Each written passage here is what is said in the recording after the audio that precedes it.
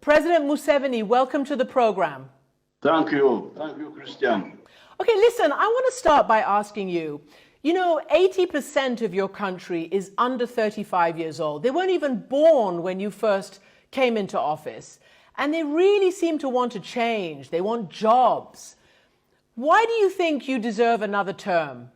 Well, because I am the one who enabled the 80% to survive childhood diseases, and we have given them education, and we have given them a base for the economy, and we have a good budget, and we can support them. We can support those youth. So, Mr. President, as I said, they want jobs. Uganda today remains one of the poorest countries in the whole wide world and depends hugely on foreign assistance. I want to ask you, 35 years ago, you said the problem of Africa in general and Uganda in particular is not the people, but leaders who want to overstay in power. Now, you've seen that your country has now changed the two-term rule. They've changed the age limit, and there you are going for a sixth term. Why do you think that's a good thing? You should check your facts. It is the fifth fastest growing economy in the whole world. You should check your facts. It's about to become a middle-income country. Now, regarding the politics, the management of society, yes, I said staying in power for a long time without democracy. Without democracy, mark those words. But if it is the democratic will of the people, because we have got so many things to deal with, if we need all hands on board, then it's correct that we have all hands on board. You call yourself still a freedom fighter. I want to read to you the words of your main opponent, Bobi Wine, young man who seems to have energized young crowds. He basically said in one of his songs, what was the purpose of liberation when we can't have a peaceful transition? Freedom fighters become dictators. He sang that in 2018 in the song Freedom. He has a point, right? That is wrong. We have been having transition. We have been having transition by having elections. Every 5 years we have elections, and if the people didn't want to give us a mandate, they would vote us out.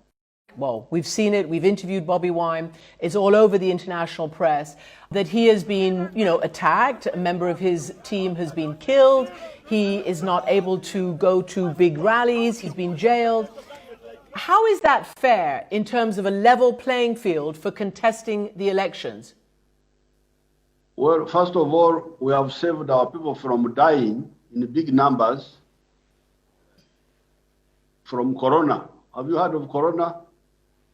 Corona has been killing people and has killed very many people in Europe and in the United States. Here, we have only lost about 300 people now. We have been able to do that by stopping public gatherings. Now, Mr. Bobi Wine was one of the people who was defying that. In other words, causing the death of the spread of the virus. That's how he ran into conflict with the law. That's how it all started. And then they tried to blackmail the country by rioting.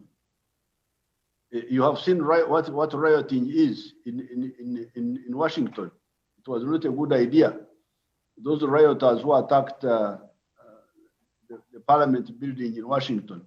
But we are very happy that we have not, our people have not died like they have died in your places. Well, actually, Mr. President, let me just stop you there, because obviously we know what coronavirus is. You also are holding rallies the same size, if not bigger, than Bobi Wine's. So that's, that's one case. But here's the thing, Mr. President, there are 54 people who were killed in these, in the situation by your security forces in November.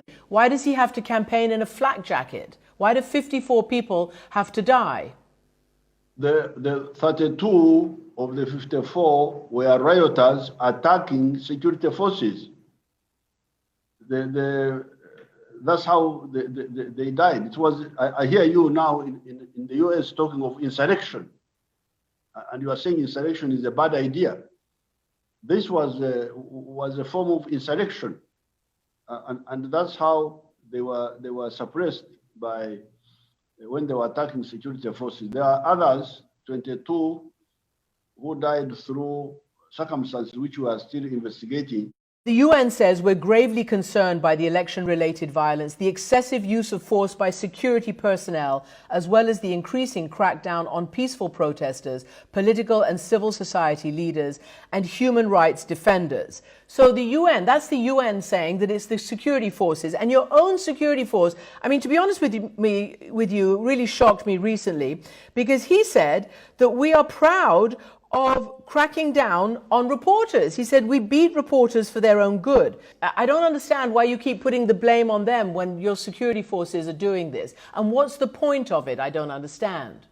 We have cameras all over the place. If the security forces are the ones who make mistakes, it is easy to see, to capture and identify. In any case, nobody knows more about Uganda than ourselves. I am here. I have got a lot of experience, and I can tell you who is in the wrong and who is in the right. So the UN should the UN have got enough trouble spots in the world to deal with. Are you basically saying you're above the law? I mean, I'm not sure what you're saying because, you know, human rights is an international concept. And as you know, Bobi Wine is proposing that the International Criminal Court, which is an arm of the United Nations, investigate you and your senior officials for human rights abuses. There's a 41-page brief saying that police and military have deployed, quote, widespread use of shoot to kill, beatings and other violence. If you have all the images and you're confident of your evidence, will you hand it over for such an investigation? Of course, we have no problem. We have no problem at all because there's nothing to hide. There's nothing to hide. And by the way, you are dealing with people who know what they are doing. We don't need lectures from anybody really in the world because we know what we are doing. Mm-hmm. Well, you know, President Trump said that in the United States as well. And you saw, as you mentioned yourself, the incitement to insurrection, the storming of the parliament, the cradle of American democracy by radicals and by insurrectionists. I just wonder what your view on that is. What would you say to President Trump about that? Well, I'm not a lecturer to Americans. They know what they are doing.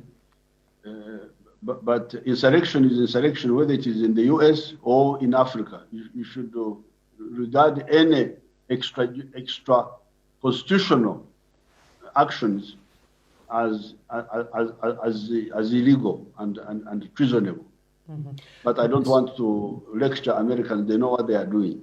Well, as you know, the House has already put forward formally one article of impeachment on the charges of inciting insurrection.